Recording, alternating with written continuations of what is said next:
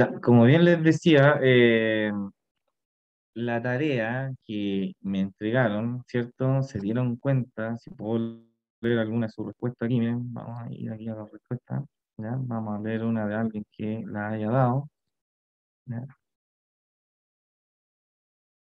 La vamos a poner aquí, ¿cierto? Vamos a poner la pregunta, ¿no?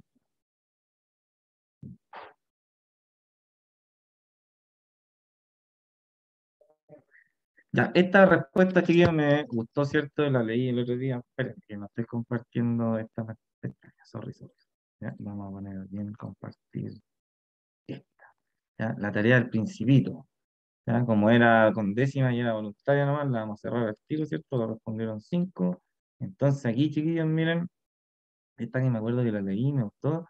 Dice, miren, ya, ¿por qué hablábamos aquí en la pregunta del principito? Ya, eso era, y aparecía un texto, ¿cierto? En donde el principito primero conversaba con la Rosa, ¿cierto? El principito fue a ver a la Rosa, ¿cierto?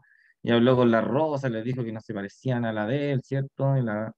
Le habló de que ellas eran bellas pero vacías, ¿cierto? Y entonces ahí se manda el zorro que era su amigo, ¿cierto? Y él lo había mandado donde la Rosa a mirarlas bien de nuevo, para que se diera cuenta de que no eran igual a su Rosa, porque al final el principito la había domesticado, ¿cierto? Y domesticar significa generar lazos, etcétera.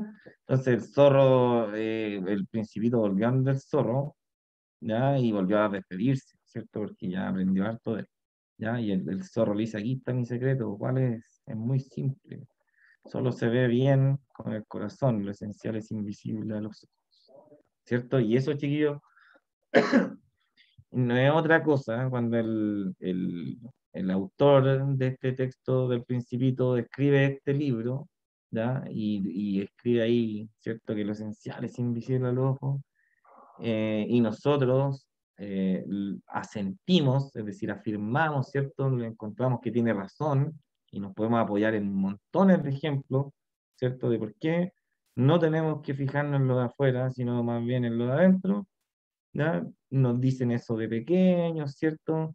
Lo vamos repitiendo, entendemos esta idea de que la apariencia engañan, ¿cierto? Hay unos dichos populares que no hay que juzgar a los libros por su portada, ¿cierto? Em, y entonces, en este sentido, chiquillos, se repite un patrón que es propio de nuestra cultura, ¿ya? Y que se va reforzando así, de esa manera, como con dichos populares, con libros como El Principito, con consejos que nos dan nuestros papás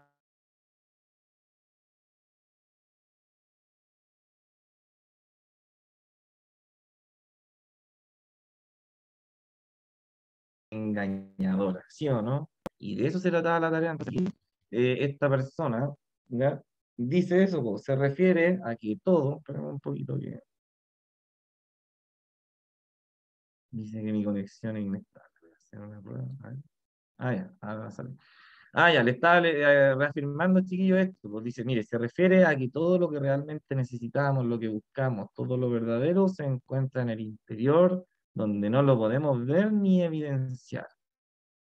Así se relaciona con la idea del idealismo, puesto que este último propone que la verdad no se percibe ni evidencia mediante los sentidos, sino mediante el conocimiento y razonamiento, ¿ya? Ambas coinciden en que lo esencial o la verdad no se percibe ni físicamente, tampoco mediante los sentidos.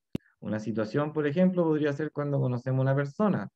Esta por su apariencia o rasgo puede que no nos atraiga demasiado, pero mientras más la conozcamos, podemos sentirnos repentinamente atraídos por su personalidad, pensamiento u otro aspecto que no vemos en el primer momento. ¿Cierto? ¿Cierto que sí? Excelente. Ya, entonces esa era la idea, por eso le decía, chiquillos, los demás, ya, el compañero que escribió esto también pone lo mismo, ¿cierto? Lo hace con más detalle. ¿Ya? Ejemplo, aquí pone una anciana decide crear una pulsera de bellas perlas para su nieta, una vez terminada decide ir a dejársela a su casa. De paso, debe ir al mercado para comprar algunos eh, neceseres, ¿cierto? Enseres.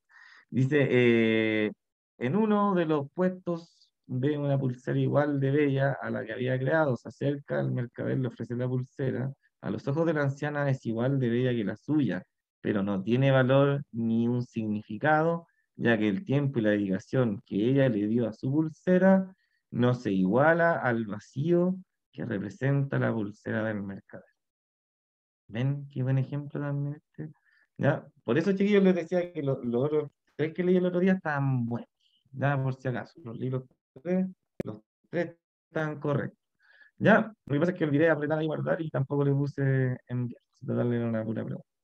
Ya, entonces, chiquillos, eso es lo más importante que les puedo enseñar, ¿cierto? De, en relación, por ejemplo, a que nosotros tenemos que entender de dónde viene nuestra cultura, por qué pensamos así, ¿ya? ¿Por qué nosotros creemos que lo más importante es lo de adentro, lo que no se ve? Se enseña, ¿cierto? Y se repite esa idea en nuestra cultura de manera distinta, ¿ya? Y esas ideas, chiquillos, son ideas de los filósofos griegos, ¿cierto? Que se empezaron a preguntar, como sale aquí, mire, en las características del quehacer filosófico, considerando el problema de su origen y sentido, es decir, en el origen, chiquillos, la filosofía se inventó de esto que estamos aquí, ¿no es cierto? La realidad que nos circundante que se dice, es decir, lo que nos rodea. ¿Qué hacemos aquí, cierto? ¿Qué es esto que está aquí? ¿Por qué existimos?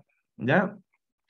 Entonces, ese es el problema de origen, ¿cierto? Y también el mismo sentido de la filosofía, que es aclarar esto, ¿no es cierto? Estamos aquí en una realidad y a ver, observémosla. Ah, y empezamos a observarla y nos vamos dando cuenta de estas cosas, por ejemplo, que acabamos de ver en la tarea, que la realidad tiene un componente metafísico. ¿Ya? Por ejemplo, me encantó el caso del compañero que menciona ahí, eh, el valor agregado que le damos a los objetos. ¿Ya? En este caso a la pulsera, ¿cierto? Es una pulsera idéntica, ¿ya? Pero en arte, chiquillo, en estética se le llama el aura. El aura que tiene la pulsera que hizo la anciana es diferente, ¿ya? Chiquillos, miren, una última cosita que les quiero enseñar de aquí, y tiene justo que ver con esto del ejemplo de la anciana, ¿cierto? Así que por eso qué buen ejemplo, ¿ya? Y también con el otro ejemplo que decía de lo que le agregamos a las personas, ¿cierto?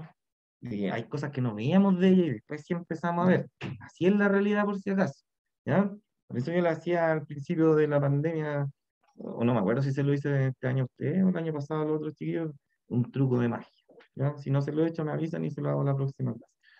Ya, chiquillos, miren, lo que correspondía a esta clase de qué es el tiempo, ¿cierto? Y hablar de Heráclito y de Parménides, me lo voy a saltar, ¿ya? Por cuestiones de tiempo, por priorización. Porque ya tengo listo el otro PPT de septiembre y como pueden ver, ya estamos a 3 de septiembre, entonces hay que cerrar este PPT, ¿ya? Y aquí se mencionan dos problemas, chiquillos, que tiene este asunto de esta realidad que nosotros nos estamos enfrentando, ¿ya? Que es la realidad aparente, ¿cierto? Lo que vemos ahí nosotros, versus las otras cosas, lo metafísico que yo le llamaba ese valor agregado, chiquillos, que no sé, hay una relación entre las ideas.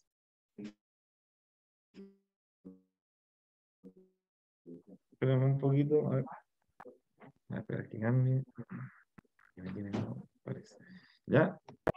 Ahí sí. Ya ahora vuelvo a repetir porque me di cuenta que me quedé pegado. Ya. Decíamos, chiquillos, que la realidad ya nosotros sabemos que está ahí y además nosotros tenemos en nuestra cabeza un conjunto de ideas que permiten, por decirlo de una forma, ordenar la realidad. ¿Ya? Por ejemplo, vemos varios gatos y formamos el concepto gato en nuestra cabeza. ¿Ya?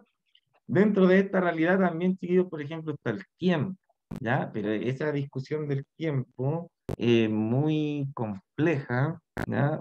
Para llevarla a cabo ahora, sí que nos va a saltar esto del tiempo, quizás vamos a volver más adelante a hablar de él, por ejemplo, en la unidad que viene vamos a hablar de la ciencia, entonces podríamos partir, por ejemplo, viendo cómo la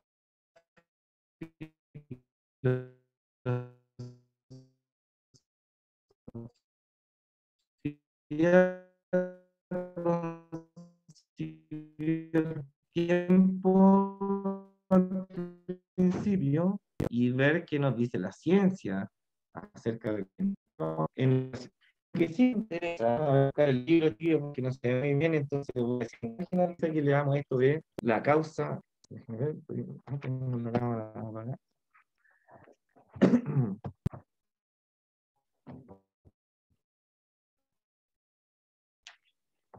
Aquí justo la abrí. Déjenme ver. En la página 45, chiquillos. ¿Ya? En sus casas, libro, página 45. ¿Ya? Mientras la buscan, yo voy a abrir un PPT que tenemos aquí en el Classroom de un mes anterior porque vamos a recordar algo que vimos, si no me equivoco, en abril. A ver, déjame ver. ¿Será este? ¿Será o no será? A ver, si este es los métodos. No. Entonces es el de mayo. Vamos a recordar aquí, vamos a hacer una retroalimentación de algo que vimos. Acá. Ya, chiquillos, miren, nosotros en el mes de abril, ¿ya? Vimos este PPT en donde como estamos viendo las características del quehacer filosófico, aquí con las herramientas de la filosofía, ¿ya? Y tuvimos una tarea de esto, ¿cierto? Que había que leer 4 textos y ver cómo los textos se reflejaban ahí, ¿cierto? Y después vimos un poquito de silogismo de Aristóteles, ¿cierto? Y, oh, no está aquí en este, oh, creo que era en un cuarto medio, ah, oh, era en otro mes anterior, que era de los métodos de la filosofía chilena, en junio entonces, junio creo que fue. Si no, me estoy confundiendo los cursos tercero. Ahí vamos a ver. Que era cuando aquí ¿ven? Si no estoy tan loco.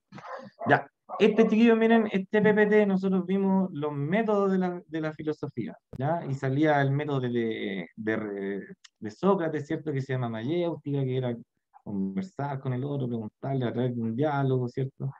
El método de René Descartes, que era el método cartesiano de dividir las cosas, ¿cierto? Y aquí nosotros nos quedamos en esto de la axiomática, ¿ya? Que yo les dije que era un poquito complejo, pero que nos lo íbamos a detener un poco porque ahora vamos a hablar de un ejemplo, ¿ya?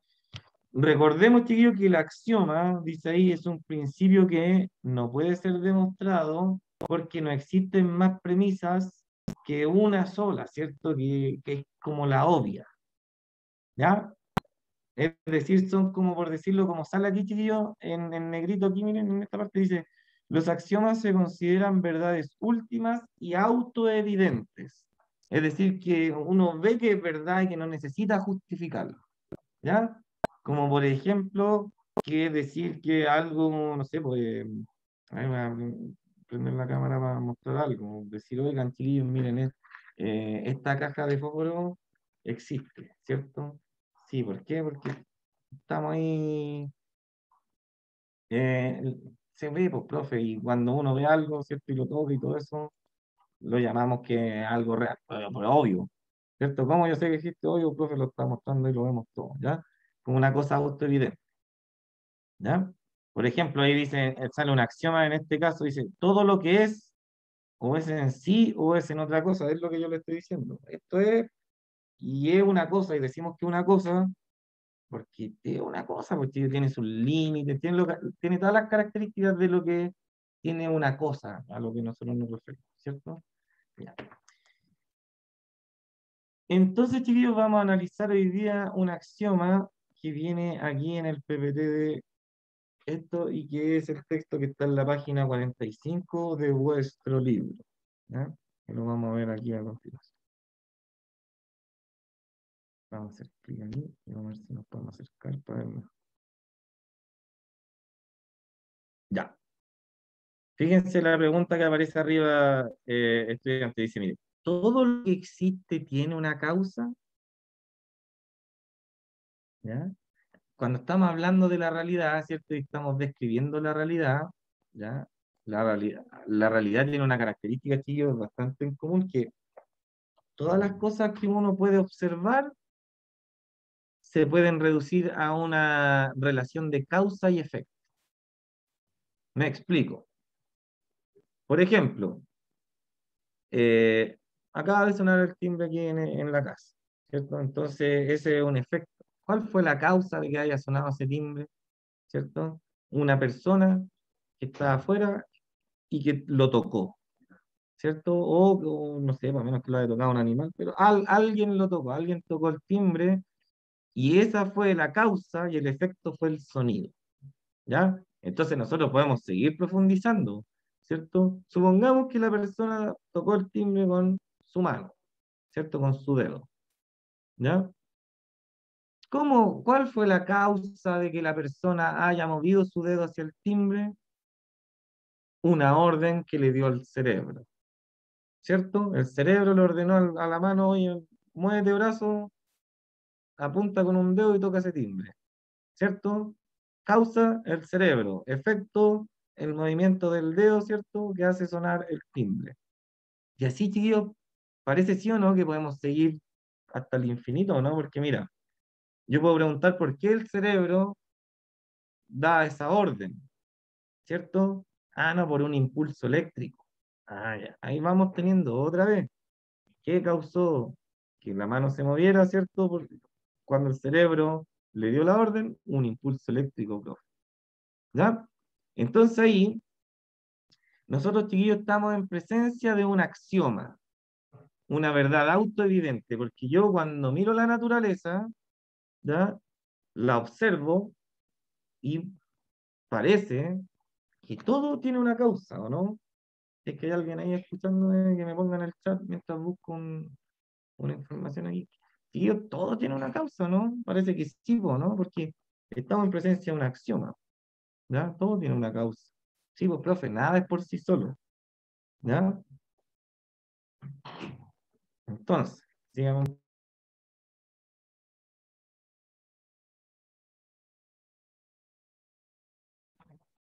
Ya, eh, ya, miren. Aquí cuando nosotros hablamos de causa y efecto, estamos hablando de un axioma, chiquillos, porque uno ve el mundo y se da cuenta que hay puras relaciones de causa y efecto, ¿ya? El gato está ahí durmiendo porque tiene sueño y todo tiene como un porqué, ¿cierto? Entonces, vamos a analizar esto. ¿Ya? Eso hace la filosofía, por si acaso, ¿ya? Y vamos a descubrir cosas bastante interesantes aquí. Mira, ¿ya? La búsqueda de la causa. Chiquillos, Aristóteles, ¿ya? Como para muchos otros, dice, estamos en la página 45 del libro, ya dice, para Aristóteles, como para muchos otros, preocuparse por el ser y la existencia no es suficiente. Lo que se llama metafísica se ocupa de las causas primeras y de los principios. ¿Ya? Entonces aquí Aristóteles chiquillos va a decir, oiga, en conclusión, y les voy a enseñar lo que es metafísica, chiquillos, por si acaso, para que lo aprendan ahora, ¿ya? La metafísica no tiene que ver tanto con el estudio de los astros, de los signos del zodiaco, o de si existen los fantasmas. No, esa es otra metafísica, una deformación de la metafísica, ¿ya? La metafísica, chiquillos, es una ciencia que inventó Aristóteles, o la estaba inventando, y en el proceso murió, falleció, ¿cierto? Pero es una ciencia que estaba inventando Aristóteles, que tenía como objetivo ser la ciencia de la ciencia. Es decir, Aristóteles, chiquillo, cuando él era dueño de un liceo, ¿ya? Una de las primeras partes donde se iba a estudiar, y era, chiquillo, el liceo era bien parecido a lo que es una universidad, ¿ya? En donde habían ciertas salas y se profundizaba en ciertos conocimientos. Entonces, en una sala estaban todos filosofando sobre política, por ejemplo, ¿no? En otra sala estaban todos filosofando Hola, profe. sobre estaba filosofando sobre poesía. En otra sala estaban filosofando sobre los animales, ¿cierto? Y ahí está todo lo que se llama, chiquillo, el corpus aristotélico, que son todas las obras de Aristóteles están separadas por temas, ¿ya? Entonces son como 15 libros separados por temas, así, aquí están los de política, los de los animales, los de poesía, ¿ya? Los de retórica, están todos los libros de Aristóteles, ¿ya? Pero Aristóteles, chiquillo, cuando ya estaba viejo, reflexionó un poquito más sobre este problema de la causa y el efecto y pensó en lo siguiente. Dijo, oye, hasta aquí ya he dedicado mi vida a estudiar casi todas las cosas y la he podido describir cada una de ellas. Sin embargo, él dice, hay algo que no tengo, que es la ciencia de la ciencia. Es decir, por ejemplo, cuando he estudiado los animales me he dedicado a describirlos, ¿ya?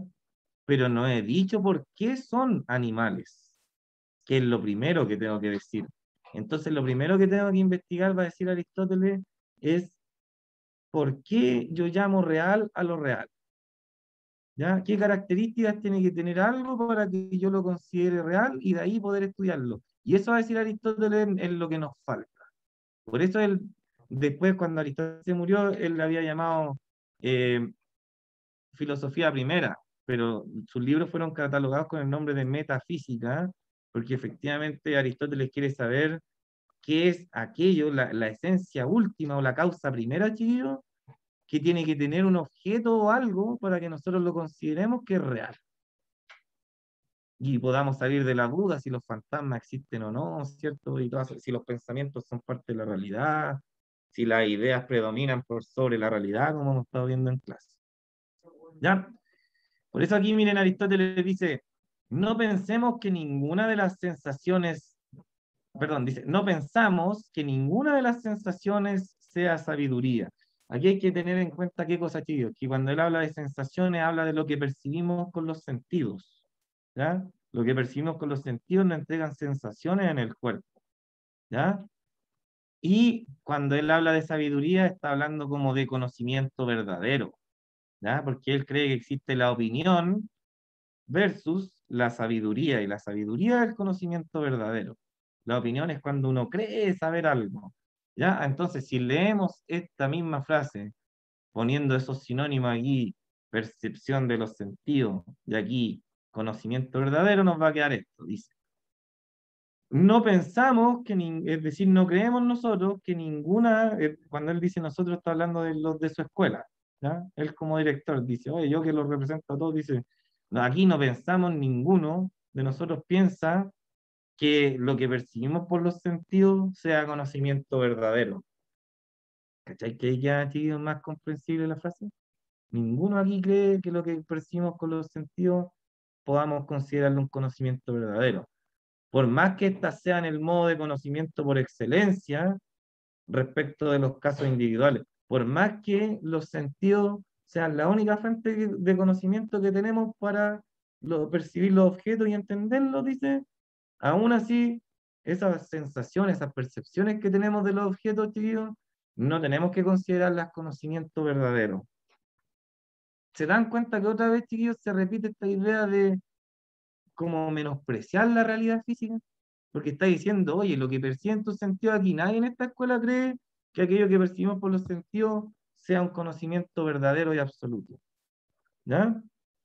Y por eso dice, y es que no dicen, ¿saben por qué dice? Es porque los sentidos no dicen el por qué acerca de nada. Por ejemplo, por qué el fuego es caliente, sino solamente que es caliente. ¿Ya? Entonces, ¿qué está diciendo? Los conocimientos de los sentidos, chiquillos, no ofrecen verdades o verdadera sabiduría, porque ¿qué puedo saber yo con los sentidos? Él dice, mira, con los sentidos yo puedo saber que el fuego es caliente, porque lo toco y me quemo, ¿no? Pero él dice que con los sentidos yo no puedo saber por qué el fuego es caliente. Si yo necesito buscar por qué el fuego es caliente, necesito razonamiento. Y ahí entonces, otra vez, chiquillo, este patrón de la cultura occidental, que si uno quiere saber bien qué es realmente el mundo, necesita razonarlo, ¿ya? Entenderlo con la mente. ¿Qué es lo que hace, por ejemplo, un científico, chiquillo, cuando plantea una hipótesis? ¿Ya? La hipótesis es resultado de un razonamiento que él tiene y dice, a ver, ¿pasará esto o no? ¿Ya? Porque él no va y lanza cosas así como al azar, pues, razona antes, ¿cierto? Para tratar de solucionar el problema. Y dice, a ver, veamos qué pasará con él. Entonces ahí de nuevo estamos repitiendo este patrón, chicos, de la cultura occidental, que es pensar las cosas para conocer la verdad. ¿Ya? No la intuición, no los sentimientos. Ya, entonces Aristóteles dice estaba convencido de que debía existir de entre todas las causas una causa primera, ¿ya? Y por eso él va a decir, mire, todo tiene una causa, lo que estábamos hablando aquí, la que a su vez tuvo una causa y así sucesivamente, como cuando di el ejemplo de que sonó el timbre y llegamos hasta los impulsos eléctricos del cerebro de la persona que tocó el timbre, ¿cierto? Entonces aquí dice, mire, esta serie de causas no puede ser infinita, por lo que el primer término no puede tener ninguna causa. Es decir, oye, si vamos a la causa de la causa de la causa, él dice tenemos que necesariamente llegar a una causa primera, el principio, la primera de las cosas que son, ¿cierto? No es susceptible de movimiento ni por sí ni accidentalmente, y se mueve produciendo el movimiento primero, que es eterno y uno. Así es necesario que lo que se mueve sea movido por otro y que lo primero que mueve sea inmóvil por sí y que el movimiento, siendo eterno, sea producido por un motor. O sea que Aristóteles Chiquillo empezó a pensar y dijo, oye, si todo tiene una causa, tiene que entonces haber una causa primera, po, un motor inmóvil, algo que echó a andar todo para adelante, ¿cierto? Y de lo cual todo ahora se está moviendo. Porque Aristóteles pensaba que esa era algo muy importante dentro de las leyes de la naturaleza, el movimiento, ¿ya? Cuando uno lee, chiquillos, nos vamos a pasar ahora un comentario de un libro de lenguaje. Cuando uno lee la Divina Comedia de Dante Alighieri, que es un texto de la Edad Media, en el cual se relata el viaje de un personaje principal eh, por los círculos del infierno, ¿cierto? El personaje principal de Dante se va introduciendo y cada vez los infiernos chiquillos van siendo más profundos y por ende la gente que va pillando al protagonista se supone que van sufriendo cada vez más. Por ende, el primero de los círculos del infierno, por decirlo de una forma, el más piola de todos, ¿ya? En donde está la gente más buena de todos los malos, ¿ya? Y por ejemplo, chiquillo, cuando el personaje, escucha, no me puedo acordar, lo voy a googlear aquí para el protagonista, ¿cómo se llama el protagonista de la Divina Comedia? Protagonista, Divina Comedia. Si yo lo leí o si no me gustó. Divina Comedia, personajes, a ver, personajes principales. ¿Quién es el protagonista de la obra La Divina Comedia? Ya, ahí se lo voy a decir, no me acuerdo bien. Ya, el personaje chiquillo a lo que voy yo es que cuando Dante, ¿ya? Cuando Dante chiquillo baja al infierno y baja al primer infierno, se encuentra con Aristóteles, ¿ya? Y se encuentra ahí con Aristóteles y lo mencionan a él porque Aristóteles fue una persona muy buena, ¿ya? Fue un estudioso máximo de su época, el más estudioso de su época. Entonces, le corresponde quizás estar en el cielo, pero está en el infierno número uno, porque le explican a Dante ahí que él, su único pecado fue haber nacido antes de Jesucristo. ¿Por qué? Porque él empezó a investigar todo y ya cuando empezó a investigar la verdad y se acercó cada vez más a la verdad, descubrió el motor inmóvil y descubrió que tiene que haber un principio y que ese principio es eterno y perfecto y que es como un Dios, ¿ya? Pero lamentablemente Aristóteles nació en 300 antes de Cristo y no alcanzó a conocer a Jesús. Y por eso está en el infierno ahí pagando, ¿qué cosa? Algo que no es culpa de él, que fue haber nacido antes de Jesús. Y por eso está en ese infierno piolita ahí, ¿cierto? Porque él descubrió la verdad, descubrió a Dios, pero se equivocó en el no. ¿Ya? La teoría del motor inmóvil, chiquillo, de que hay causa y todo, después la va a analizar este personaje de aquí que sale en la misma página, Immanuel Kant. ¿Ya?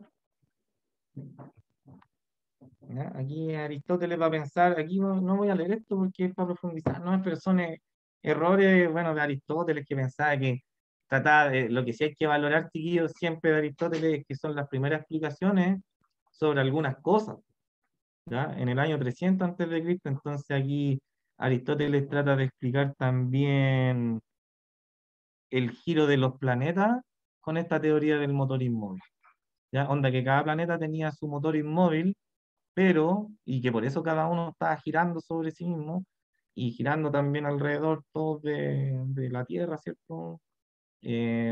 O en realidad están girando alrededor. Y la palabra planeta, chiquillos, en griego significa eso, errante, ¿cierto? Que anda ahí una estrella suelta por ahí, ellos lo veían como estrella. Pensaba que el motor inmóvil estaba en cada una de ellas. ¿Ya? Lo que sí, hay que hacer dos cosas que aclarar, chiquillos, para finalizar la clase sobre esto de la causa y este axioma causa y efecto. ¿Ya? Que vamos primero a agregar algo de Kant y vamos a finalizar, ¿cierto? Con algo hablando un poquito de física cuántica, de una cosa que descubrió, o no sé si la descubrió, pero lo vi en un documental de Stephen Hawking, ¿ya? Que habla sobre la causa y el efecto en el nivel de la física cuántica. ¿Ya? Ya, decía, mire, eh, para Immanuel Kant, que este filósofo que está aquí abajo, ¿ya? Alemán, o en realidad Prusia se llama en esa época, este compadre empezó a analizar este axioma causa y efecto y cómo es posible el conocimiento humano y descubrió una cosa que después, ¿cierto? Lo vamos a corroborar, ¿cierto? Y hoy en día es parte de la ciencia entender la mente, por lo menos en la psicología, entenderla de esta manera, ¿ya? Por ejemplo, chiquillos, miren, el filósofo Immanuel Kant, como la pregunta ¿qué es el tiempo? Es una pregunta muy difícil, ya que ha pasado, es difícil de responder incluso para la física hoy en día. Él trató de reflexionar sobre estas condiciones de tiempo y espacio y descubrió algo muy importante, como sale ahí en 1781 en Crítica de la Razón Pura, ¿ya? Y lo vamos a ligar con Copérnico y Galileo que partimos hablando en marzo, perdón, en agosto, a principios de agosto, ¿cierto? Ya, en Crítica de la Razón Pura, chiquillos, Kant se está preguntando, ¿cierto? Igual que René Descartes, ¿cómo son posibles los conocimientos? ¿Ya? Para que nosotros tengamos en cuenta qué cosa, que estamos seguros de algo y no nos estamos equivocando, como Aristóteles, ¿cierto? Que estaba hablando del motor inmóvil y como que cada planeta tuviera un motor inmóvil y que por eso giraba. Esa era la explicación que se da en esa época, ¿ya? Entonces, como dice ahí, mire, para Immanuel Kant, el tiempo y el espacio son formas de nuestra intuición. ¿Qué significa eso? Que el tiempo y el espacio, chiquillos, no existen por sí solos en la naturaleza, sino que forman parte de categorías o axiomas que tenemos en nuestra cabeza, igual que causa y efecto. Vale decir, chiquillos, que estas categorías o estas cosas, el tiempo, el espacio, la causa y el efecto, no existen en la naturaleza, sino que son parte de nuestra intuición. Es decir, por decirlo de una forma, es como que si nuestro cerebro chiquillo tuviera unas casillas dentro y nosotros vamos viendo el mundo y vamos los objetos clasificándolos dentro de estas casillas. Por ejemplo, miren, uno nace, ¿cierto? Que nace como una cosa, ¿cierto? Un pedazo de carne que no tiene idea de nada, ¿ya? Y a medida que uno va creciendo con el lenguaje, va aprendiendo conceptos, y esos conceptos, chiquillos, tienen que ver con estas axiomas que nos sirven para clasificar el mundo, ¿ya? ¿Por qué? Porque, por ejemplo, Kant se pregunta lo siguiente, dice, oye, mira, si a mí me borraran todos los conceptos que tengo en mi cabeza, como alto, ancho, largo, causa, efecto, ¿ya? Y me preguntasen por un objeto cualquiera, por ejemplo, un control remoto, ¿cierto? Y yo no tuviera ningún concepto en la cabeza. ¿Qué podría decir yo del control remoto? Entonces él va a pensar y decir, hoy no podría decir nada, pues porque cuando yo digo, no, el control remoto es un objeto, ya lo mismo, para empezar a decir objeto, ya lo estoy clasificando, ya porque estoy poniéndolo como, como algo físico, a diferencia, por ejemplo, del pensamiento o el amor, que son abstractos. Entonces yo parto diciendo, no, mira, el control remoto es un objeto, y yo digo que es un objeto porque ya está la categoría de objeto en mi cabeza. Cuando digo es un objeto corto, también la categoría corto y largo están en mi cabeza, ¿ya? ¿Cómo se da cuenta él? Porque a veces esos conceptos se transforman en relativos, ¿cierto? Se me cayó la pelota en la casa de la vecina, Ya la señora no la devuelve, pesada, ¿cierto? Ah, yo tengo un palo largo en mi casa. Lo voy a buscar, lo meto para adentro y no me alcanzo la pelota. Ah, el palo era corto. Entonces, un objeto no puede, chiquillo, ser largo y corto al mismo tiempo. Agarró la característica porque en la cabeza de uno hay ciertas formas que nos van a permitir ir encasillando el mundo y entender, ¿ya? Por eso Immanuel Kant va a decir, oiga, no es que las cosas tengan causa y efecto en la naturaleza. Lo que pasa es que yo en mi cabeza tengo la idea de causa y efecto y las voy ligando unas con otras, porque así funciona el conocimiento humano, ¿ya? Y esto genera una revolución, chiquillo, en el pensamiento y en la ciencia, porque se van a dar cuenta de una cosa, los científicos de esta época, ¿ya? Se van a dar cuenta de que cuando ellos van a incurrir a la naturaleza para investigarla, ¿ya? En realidad, chiquillos, todo lo que nosotros podemos decir de ella no es más que aquello que está dentro de nuestra cabeza. Por ejemplo, cuando yo voy a estudiar un árbol y lo voy a decir, no, el árbol es verde, ¿cierto? Pertenece al reino vegetal. El árbol en sí mismo, él no tiene idea que pertenece al reino vegetal. El árbol es, ¿cierto? Oh, yo soy algo que está ahí, y nosotros lo llamamos árbol vegetal, ¿ya? Entonces, por eso, chiquillos, esto se le llama revolución copernicana del conocimiento, porque los científicos entonces van a entender que ahora acercarse a a la naturaleza de otra manera, ¿ya? No hay que ir como íbamos antes a mirar el objeto para tratar de descubrir cuáles son sus características, sino que ahora lo que tenemos que hacer es ver si las características que nosotros le agregamos al objeto son realmente así o no.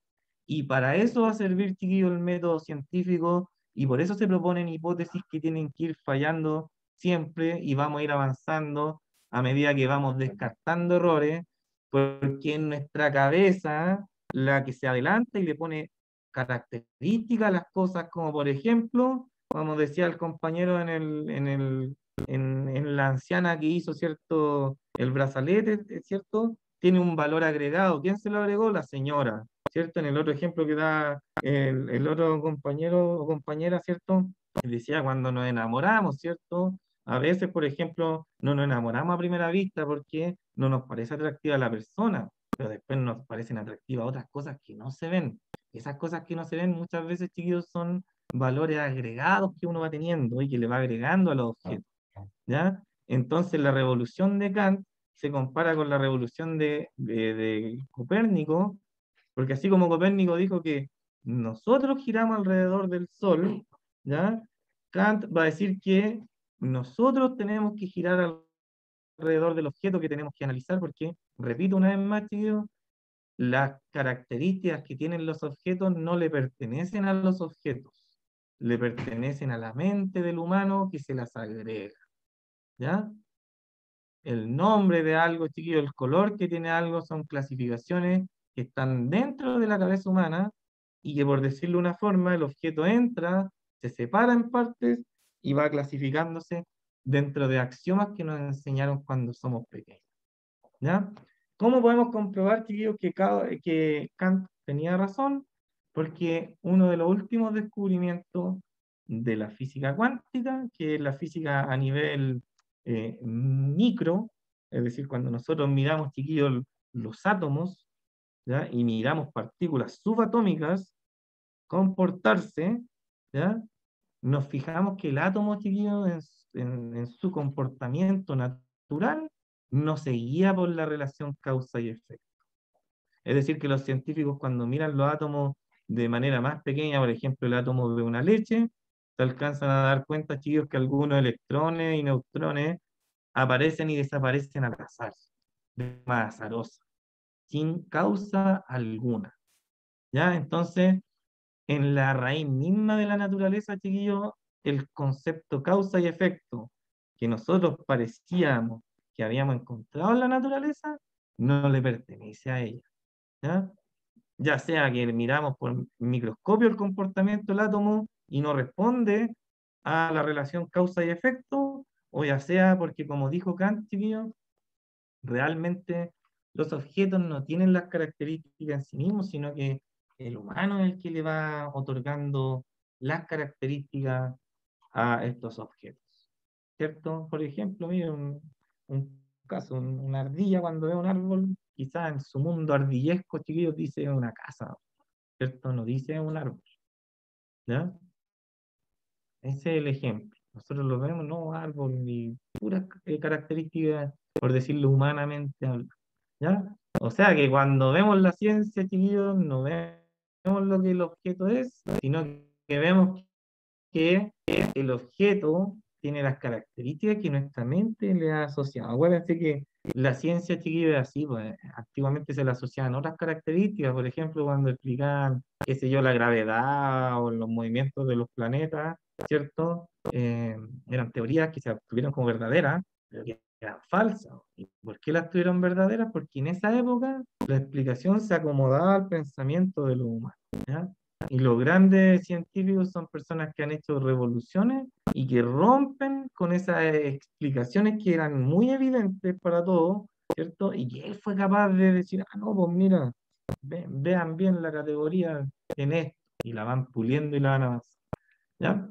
Entonces, chiquillos, eso fue todo lo que hicimos en agosto, ¿ya? El objetivo primordial de todo esto fue, obviamente, como sale aquí, mire, formularnos algunas preguntas sobre el tema de la realidad. Ahora tenemos hartas dudas, ¿cierto? Más dudas que nunca, porque entendimos con la clase de hoy día que las relaciones de causa y efecto no son parte de la naturaleza, sino que están dentro de nuestra cabeza, que todo lo que conocemos, chiquillos, del mundo en realidad son cosas que nuestra cabeza o nuestra mente, conceptos que nuestra mente le agrega a la realidad, ¿ya? Que decir que la realidad es solo aquello que está ahí afuera y que puede ser percibido por los sentidos, es una explicación, chiquillo, un poquito vaga, ¿cierto? De lo que